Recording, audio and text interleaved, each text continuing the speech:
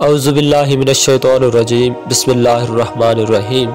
अल्लाह के बाबरकत नाम से शुरू जो बड़ा मेहरबान निहायत रहम करने वाला है।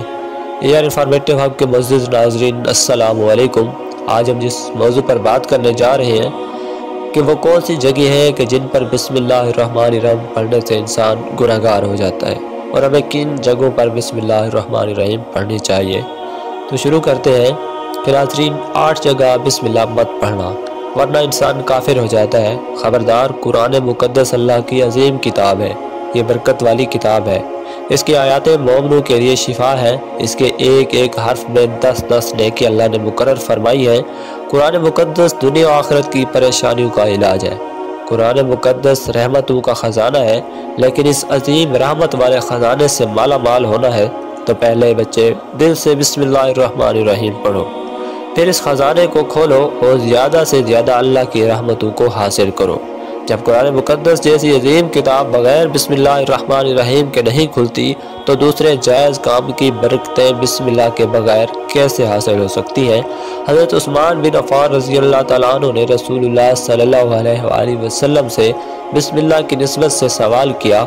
आपने फरमाया, ये अल्लाह ताला के नाम है, अल्लाह ताला के बड़े नामों और उसमें इस कदर नज़दीकी है जैसे आँख की स्याही और सफ़ेदी में। हज़रत जाबिर रज़ियल्लाहु तआला अन्हु फरमाते हैं, जब ये आयत बिस्मिल्लाहिर्रहमानिर्रहीम उतरी, बादल मशरिक़ की तरफ छुट गए, हवाएं साकिन हो गई, समंदर ठहर गया, जानवरों ने कान लगा लिए, शयातीन पर आसमान से शोले गिरे और परवरदिगार आलम ने अपनी इज़्ज़त और जलाल की कसम खाकर फरमाया कि जिस चीज़ पर मेरा ये नाम लिया जाएगा उसमें ज़रूर बरकत होगी।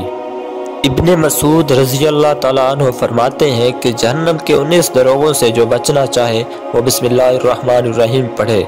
इसके भी 19 हरूफ हैं और हर हर्फ पर हर फरिश्ते से बचाव बन जाएगा। इसे इब्ने अतिया ने बयान किया है। लेकिन कुछ ऐसी जगह हैं जहाँ पर बिस्मिल्लाहिर्रहमानिर्रहीम पढ़ना हराम है, जायज़ ही नहीं। हर इंसान जहाँ चाहता है पढ़ लेता है। कुछ लोगों की ऐसी आदत बन जाती है कि हर काम करने से पहले एकदम बिस्मिल्लाहिर्रहमानिर्रहीम पढ़ते हैं। तो कुछ ऐसी भी जगह है जहाँ पे बिस्मिल्लाह हमें नहीं पढ़नी चाहिए। यहाँ पर बिस्मिल्लाह इंसान अगर पढ़ेगा तो वो गुनहगार होगा। बिस्मिल्लाह का पढ़ना ऐसी जगहों पर, ऐसे मकामात पर जायज़ ही नहीं है। अब आप ये समझ लीजिए कि कौन से मकामात पर बिस्मिल्लाह पढ़ना चाहिए और किन मकामात पर बिस्मिल्लाह नहीं पढ़ना चाहिए। नाज़रीन, आपने सुना होगा कि हर काम शुरू करने से पहले बिस्मिल्लाहिर्रहमानिर्रहीम पढ़ना चाहिए, क्योंकि बिस्मिल्लाहिर्रहमानिर्रहीम के मानी है कि अल्लाह के नाम से शुरू जो बड़ा मेहरबान निहायत रहम करने वाला है। यानी हम काम को जो शुरू कर रहे हैं वो अल्लाह के नाम से शुरू कर रहे हैं ताकि अल्लाह ताला हमारे उस काम में बरकत अता फरमा दे। और बिस्मिल्लाह पढ़ने के फ़ायदे भी बहुत ज़्यादा हैं कि अगर कोई इंसान किसी काम को पढ़कर करता है तो अल्लाह तबारक व तआला उसके उस काम में बरकत अता फरमाता है और ये सुन्नत भी है। हुज़ूर सल्लल्लाहु अलैहि वसल्लम ने बहुत सारे मकामात पर हमें बिस्मिल्लाहिर्रहमानिर्रहीम पढ़ने की ताकीद फरमाई है और हुज़ूर सल्लल्लाहु अलैहि वसल्लम ने बिस्मिल्लाह पढ़ने का हुक्म भी दिया है। अब अगर आप कोई भी नेक काम शुरू कर रहे हैं, इस नेक काम शुरू करने से पहले बिस्मिल्लाहिर्रहमानिर्रहीम अगर आप पढ़ लेंगे तो आपकी सुन्नत भी अदा हो जाएगी और उस पर आपको सवाब भी मिलेगा और इसकी बरकतें भी आपको मिलेगी। अगर आपने किसी नेक काम शुरू करने से पहले बिस्मिल्लाह पढ़ लिया तो फिर इंशाअल्लाह इसमें आपका नुकसान भी नहीं होगा। अल्लाह ताला हामी और मददगार बन जाता है, क्योंकि आपने अपने उस काम को अल्लाह के नाम से शुरू किया है कि हमारा काम था करना और बंदा क्या करता है जो उसके बस में होता है। बंदा तो असबाब ही इख्तियार करता है और बंदा कर भी क्या सकता है।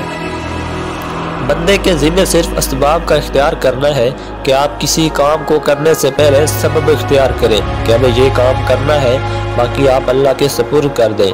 आप अपने काम को करें, बाकी जो आपके काम है वो आपने किया और बाकी अल्लाह ताला के सपुर्द कर दें। एक मरतबा एक सहाबी आकर अर्ज़ किया कि या रसूलल्लाह सल्लल्लाहु अलैहि वसल्लम, मैं परेशान हूँ, हमारे ऊँट कहीं खो गए हैं। तो आप सल्लल्लाहु अलैहि वसल्लम ने उनको ये बताया कि अल्लाह पर भरोसा करो और अल्लाह पर भरोसा ही असल चीज़ है। ये बोलो कि मैंने अल्लाह पर भरोसा कर लिया, अल्लाह पाक काफ़ी बेहतरीन कारसाज है। तो कोई सहाबा कराम कहने लगे कि या रसूलल्लाह सल्लल्लाहु अलैहि वसल्लम, हमें अल्लाह की ज़ात पर भरोसा है, کیا ہم اپنے اونٹوں کو ایسے ہی چھوڑ دیں گے؟ اگر ہماری قسمت میں ہوں گے تو ہمارے اونٹ واپس آ جائیں گے، اور مقدر میں نہیں ہوں گے تو چلے جائیں گے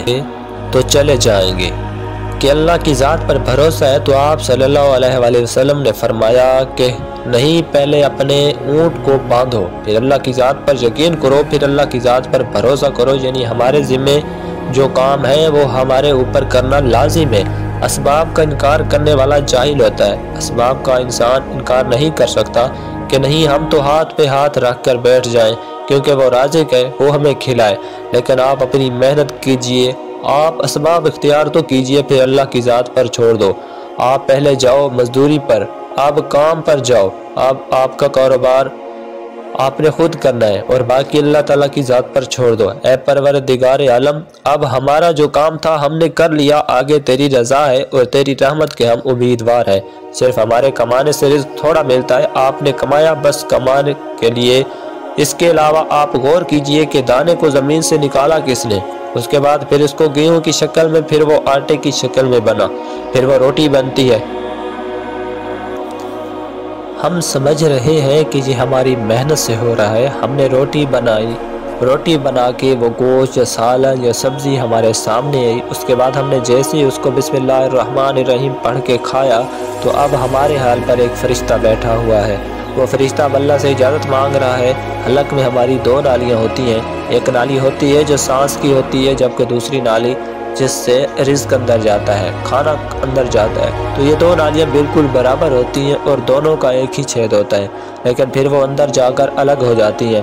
اب آپ یہ سوچ کر دیکھیے کہ فرشتہ یہاں پر بیٹھ کر اللہ تعالیٰ سے پوچھتا ہے ہمارے ہر لقمے پہ کہ مولا اس لقمے کو زندگی کا سبب بناؤں یا موت کا باعث بنا دوں۔ اب اللہ تعالیٰ کی اگر مرضی ہوتی ہے تو وہ لقمہ زندگی کا سبب بن جاتا ہے، اور اگر اللہ کی مرضی نہیں ہوتی تو وہ لقمہ موت بن جاتا ہے۔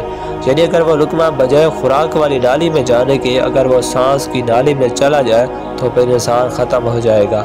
تو آپ دیکھیں، ہم نے اتنے سارے کام کیے لیکن فرشتہ یہاں پر بیٹھا ہوا ہے کہ اس نوالے کو، اس لقمے کو کہاں لے جانا ہے۔ تو یہ آپ نے اسباب اختیار کیے، یعنی اس کو اسباب اختیار کرنا کہتے ہیں، اور اللہ تبارک و تعالیٰ پر چھوڑ دیا۔ تو نیک کام ہم شروع کر رہے ہیں، کھانا کھا رہے ہیں تو ہمیں بسم اللہ پڑھنے کی تاکید کی گئی ہے۔ لیکن بہت سارے لوگ ایسے ہوتے ہیں کہ کچھ حرام کام کرتے ہیں، جیسے مثال کے طور پر اگر کوئی انسان جوا کھیل رہا ہے تو اس میں بسم اللہ کا پڑھنا حرام ہے۔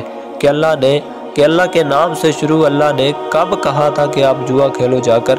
اللہ نے کب کہا تھا کہ آپ شراب بیچو جا کر؟ اللہ نے کب کہا تھا کہ آپ جھوٹ فریب کرو جا کر؟ اللہ نے تو کہا ہی نہیں کہ ایک شخص نے بڑی اعلیٰ شان منزل بنوائی اور شیطان نیچے بیٹھا رو رہا ہے۔ تو لوگوں نے پوچھا تو کیوں رو رہا ہے؟ تو اس نے کہا کہ دیکھو، میں نے اس سے جھوٹ بلوایا، فراڈ کروایا، ہم نے اس کی بلڈنگ فراڈ کر کے بنوا دی، اور یہ لکھ رہا ہے یہ میرے رب کا فضل ہے، ھذا من فضل ربی۔